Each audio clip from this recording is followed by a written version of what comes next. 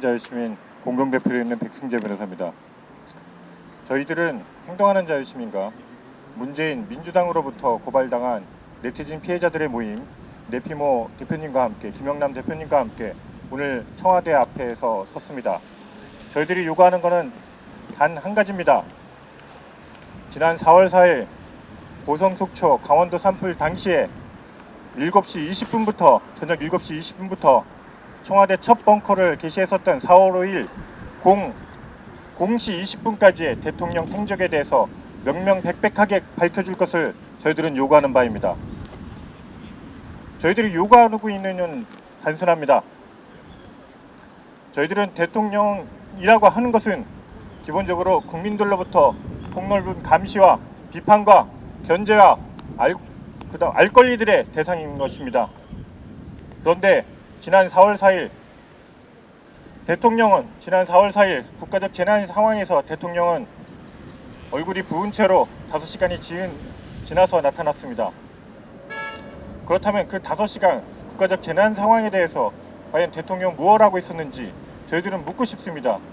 첫 번째로 그 소방대책 3단계로 격상한 이후에 대통령은 과연 어떠한 지시를 내렸으며 어떤 보고를 받았고, 그리고 또 그 당시 굉장히 중대한 상황에서도 이런 재난 방송에 있어서의 주관사인 KBS에서 김재동이라고 하는 개그맨이 자신의 시사 프로그램을 방송하는 것을 과연 알고 있었는지, 그런 부분에 대해서도 명명백백히 묻고 싶습니다.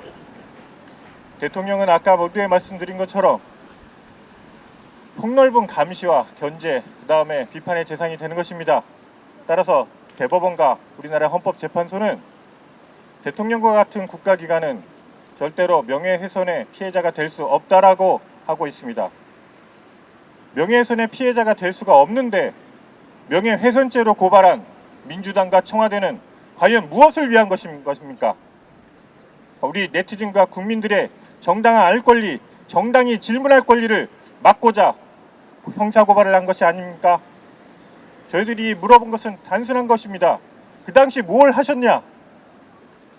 세월호 아시겠습니다만 세월호 7시간 동안 청와대에서 박근혜 대통령이 뭘 했는지에 대해서 그걸 묻는 것이 헌법재판소에서 가장 중요한 탄핵 사유 중에 하나였습니다.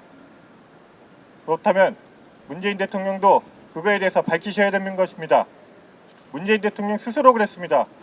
본인은 청와대 가서 24시간 동안 모든 행적에 대해서 1분 1분 낱낱이 국민들에게 공개하겠다고 했습니다. 그 약속을 지키십시오. 그 약속을 지키시는 것 대신에 형사고발을 통해서 국민의 입을 막는 것이 과연 대통령으로서 할 일인 것입니까?